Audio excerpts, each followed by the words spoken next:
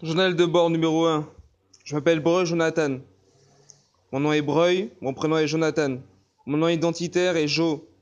Mon nom de fréquence est Ya. Ça fait 26 ans que je suis sur Terre. Mon journal de bord commence depuis ma naissance, même bien avant. Alors tout s'est bien passé. Après la guerre que j'ai effectuée dans le haut-lieu, cette guerre émouvante, je me suis précipité dans l'un des tunnels pour venir sur Terre.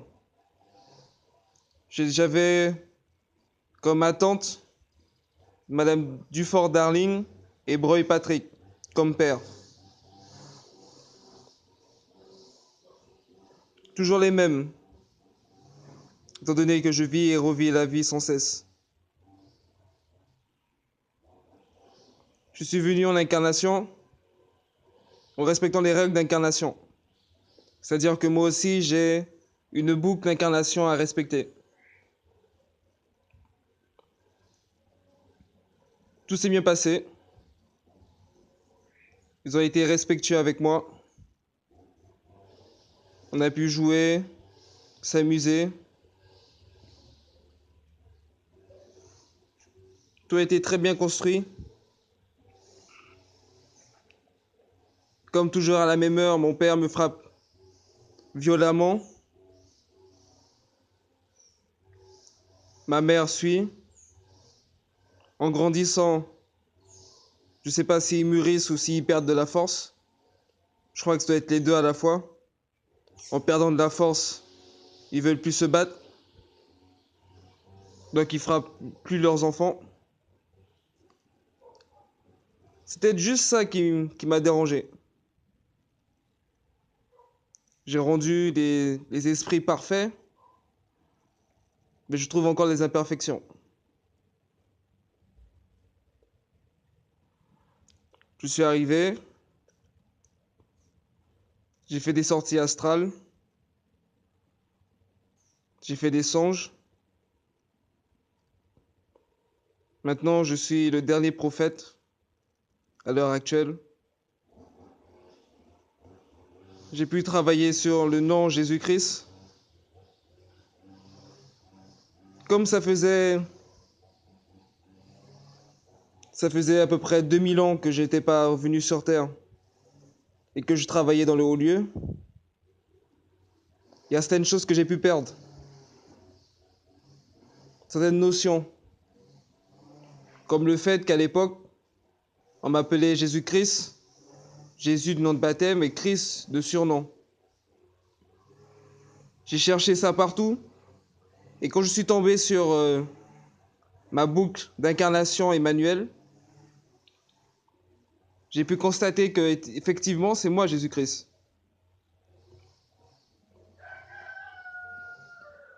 Alors en lisant les écrits qui ont été écrits sur moi, que ce soit sur le livre des Mormons ou bien sur la Bible,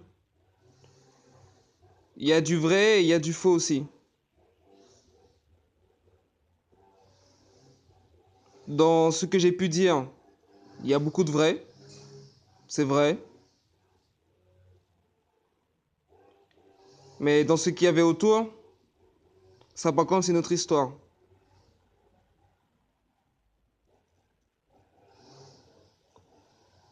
Par exemple, l'histoire des apôtres, c'est pas en mon vivant Emmanuel que j'ai eu des apôtres. C'est en mon vivant en tant que Jo. Parce que quand j'étais Emmanuel à l'époque, je voyageais beaucoup dans le temps et dans l'espace.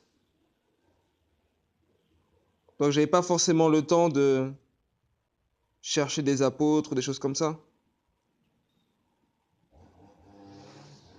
C'est vrai que j'ai rencontré beaucoup de personnes. Mais bon, je les fuyais tous à l'époque. J'avais bien ma tranquillité. Je les fuyais parce que ils voulaient tout le temps que je leur montre quelque chose. Ils étaient agaçants. Agaçants, agaçants, agaçants. C'est pas possible de faire 3 pas sans qu'il y en ait un ou 3 ou 4, une dizaine de personnes autour de moi pour me dire vas-y, tu vas le refaire, tu vas le faire, tu vas le refaire, tu vas le faire, tu vas le refaire. Tout ça parce que j'ai des pouvoirs. Ça m'a pris la tête.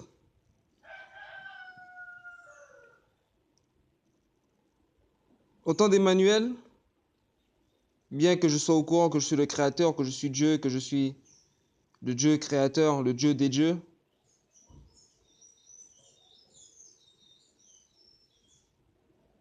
j'ai eu quelques difficultés quand même. Parce que lorsque je disais que j'étais Dieu, je voyais les visages se froncer. Ils commençaient à se fâcher devant moi.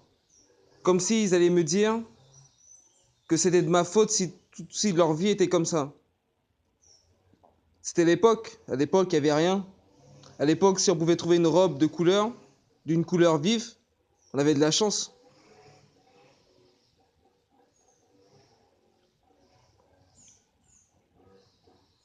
C'était une autre histoire à l'époque. C'était une autre histoire.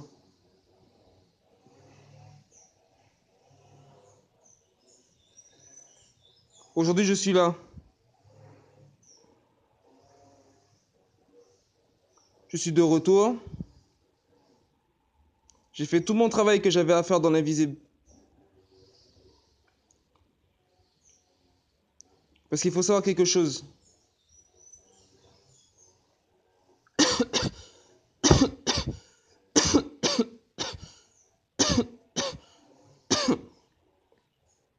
Il faut savoir quelque chose.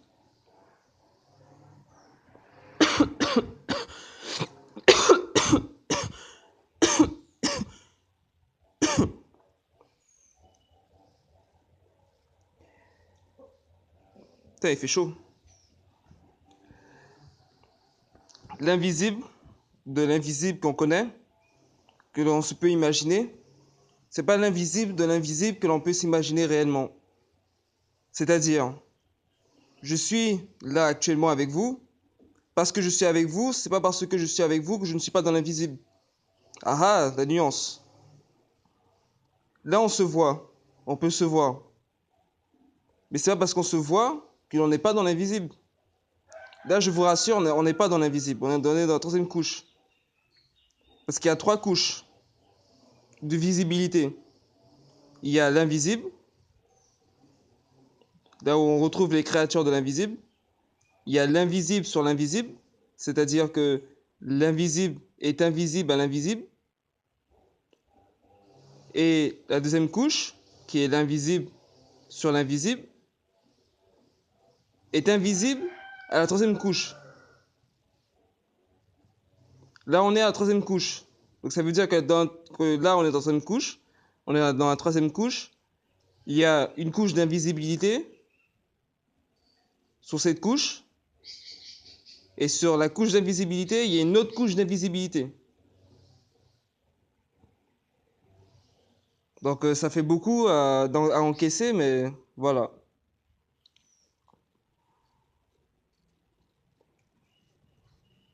Et moi, je travaille dans l'invisible.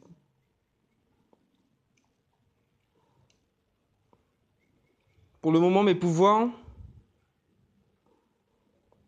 peuvent atteindre certaines choses, fréquentiellement. Parce qu'il faut savoir que tout est fréquence.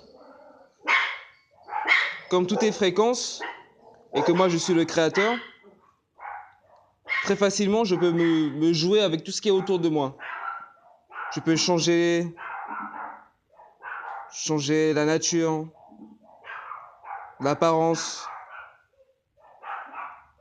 Je peux faire pas mal de choses. Mais en ce moment je suis limité. Parce que j'ai respecté ma boucle d'incarnation.